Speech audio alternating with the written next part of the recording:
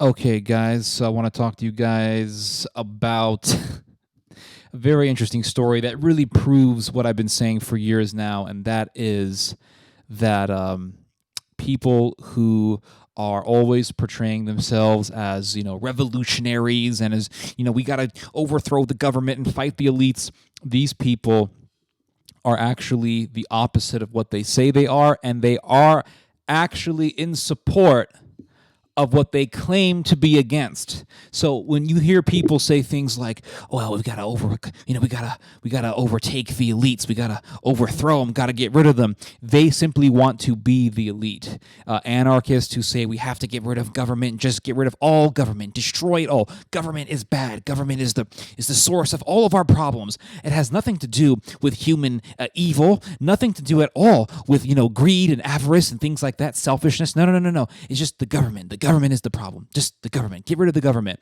And those people simply want to be the government. They're just mad that they're not the government. That's really what it comes down to. So there is an interesting story that came out on the Washington Post today.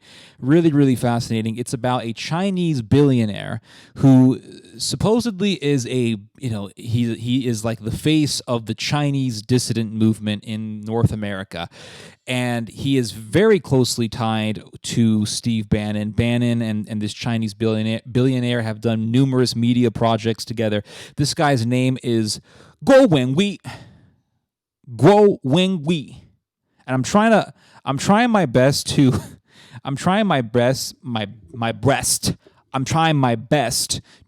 pronounce Chinese names correctly. Guo Wengui.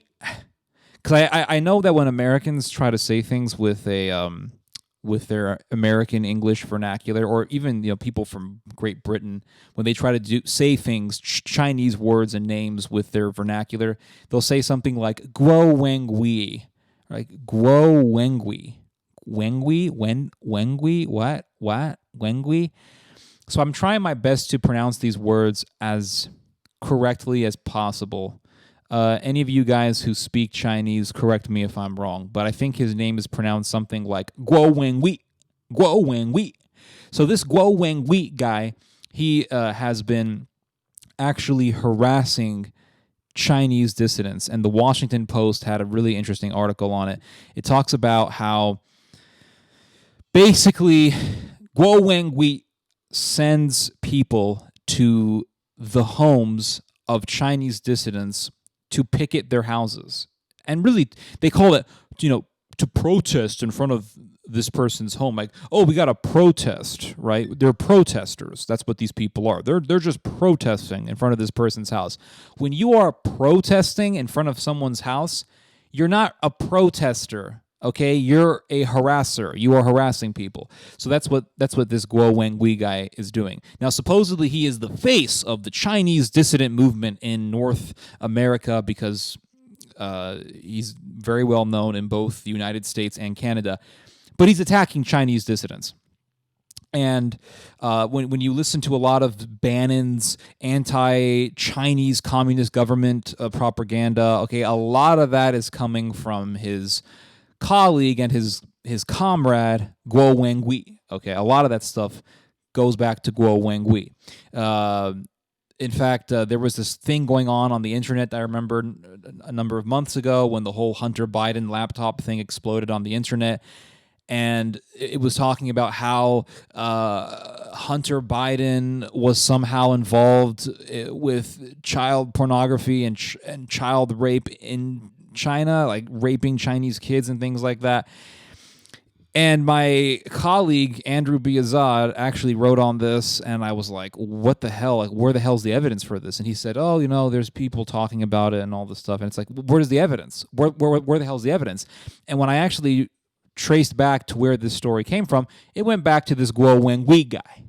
So a lot of the Chinese, the anti-Chinese government propaganda that you see on the internet that isn't verified, that's not substantiated in any way, cannot be verified. A lot of that stuff goes back to this Guo Wengui guy, and that's the reason why Steve Bannon is always pushing his stuff, because Steve Bannon wants to supposedly get rid of the Chinese Communist Party and blah, blah, blah, blah, blah. So this article from the Washington Post talks about these Chinese dissidents actually getting harassed by the followers of this Wengui guy. And for example, it talks about this one Chinese dissident. He lives in New York. He is he's actually a scholar working in a university in New York, Hunter College in New York. And these people actually went in front of this guy's house. This guy's name is Teng Biao. And they went in front of Teng Biao's house. Teng Biao is a Chinese dissident living in New York. And these followers of Guo Wengui went right in front of this guy's house and picketed this man's house, harassed him, accused him of creating the coronavirus. Yes, they actually did this. They accused this guy of creating the coronavirus. Like, this guy created the coronavirus. He is a distinguished scholar for Hunter College in New York. How the hell did this guy make COVID-19? And a lot of this stuff about, the Chinese Communist Party, they helped create this coronavirus. The coronavirus epidemic, it goes all the way back to the Chinese communists. A lot of this propaganda goes back to this Guo Wengui guy.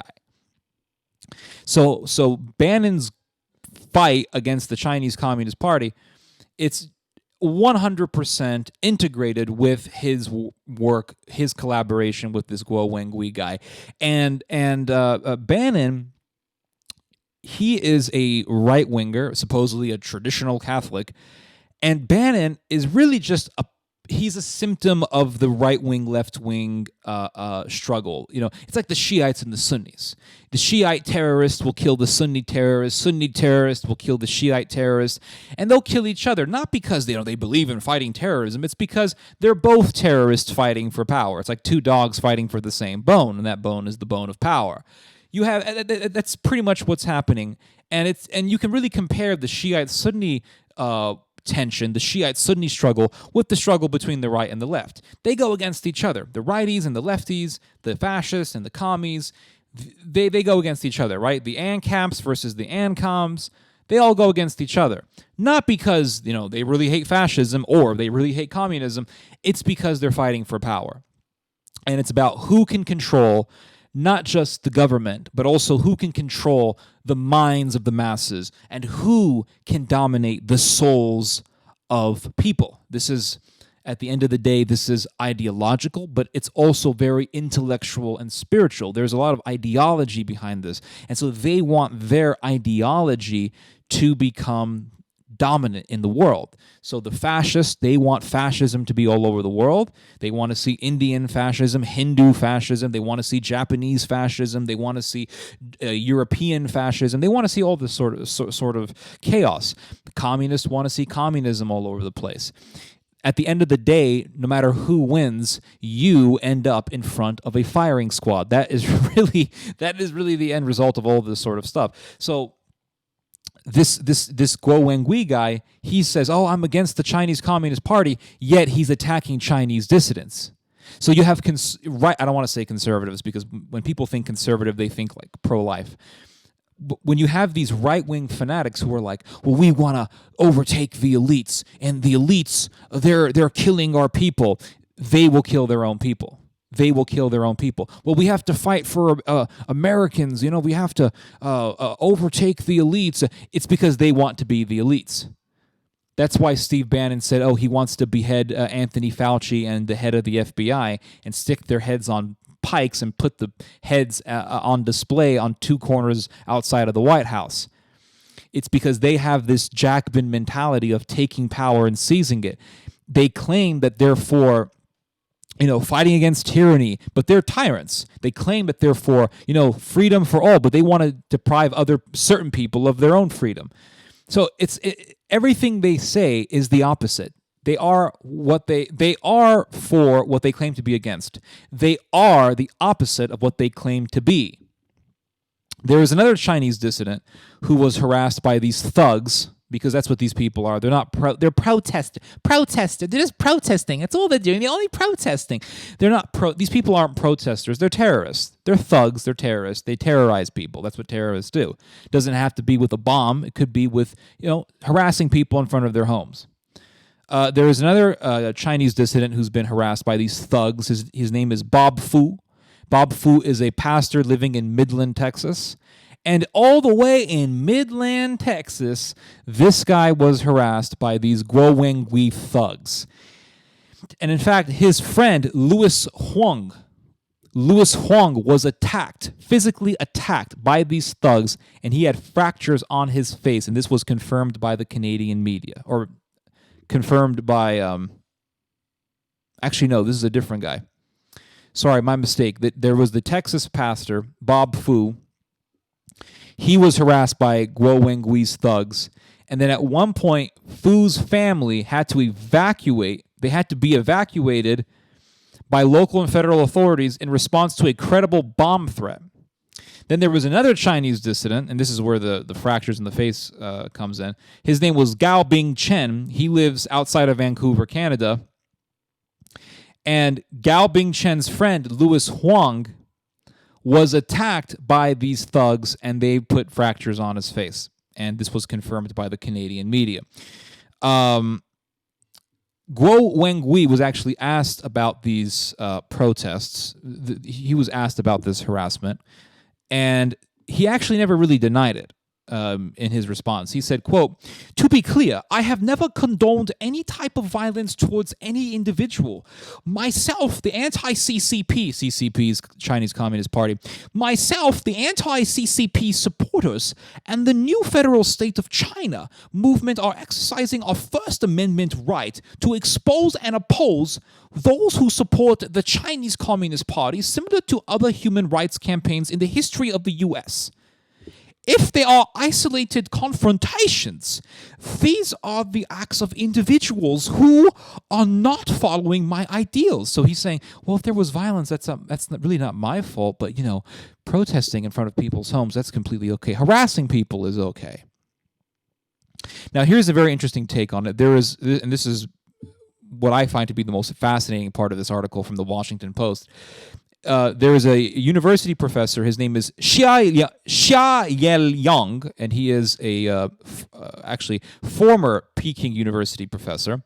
And he says that essentially that Mr. Guo Wengui is actually a Chinese agent. He's actually an agent for the Chinese Communist Party, and he is living in America, presenting himself as the face of the Chinese dissident movement in order to undermine the Chinese dissident movement. Now, if this is true, it really goes along with what I've been saying for years now, and that is a lot of these revolutionaries, they are the opposite of what they claim to be. They are actually supporters of what they claim to be against. And so it makes sense what this guy says. We've seen this numerous times. People come out and claim to be the most pro-life activists, and they'll get into the pro-life movement, and they'll be the most gung-ho, the most charismatic, and everyone loves them.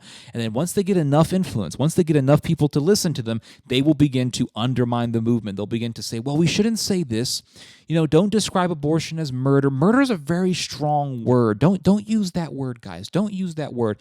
Then they begin to try to silence those who are truly, believers in the movement. And we've seen this sort of thing. It's called controlled opposition. And it looks like that's what this Guo Wengui guy is. It looks like he's just controlled opposition. Claims to be a Chinese dissident, claims to be against the Chinese Communist Party, but he's really there just to undermine the movement. If he truly was, think about it, if he truly was against the Chinese Communist Party, why is he attacking Chinese dissidents? Why is he attacking people like this Texas-based pastor, Bob Fu, who actually supports underground Christians and also human rights lawyers in China? That's what this Washington Post article says. It says here that Texas-based pastor Bob Fu, whose ministry provides aid to underground Christians and human rights lawyers in China. And Bob Fu actually filed a lawsuit against this Guo Wengui guy, saying that he has received online death threats and intimidating protests at his own home in Midland, Texas. And I've been to Midland, Texas before. If you've ever been to Midland, Texas, it's something straight out of No Country for Old Men. It's a desolate place, though it is growing because of all the oil. But all the way in Midland, Texas, people are getting harassed by this freakazoid. And why would you be attacking these people? Why would you be attacking people like Teng Biao, who actually speaks out against the Chinese Communist Party? Why would you be doing that? Unless, of course, you are really controlled opposition. You really are controlled opposition. That really is a logical conclusion. Now, there is another explanation, and that is that what Guo Wengui is actually doing is making himself the face of the movement so that he can control it and establish his own power. So he wants to take control of the movement, be the most influential, so that he can be the leader of the entire movement. And that's another possibility. Now, regardless of which one is the case, it still proves my point.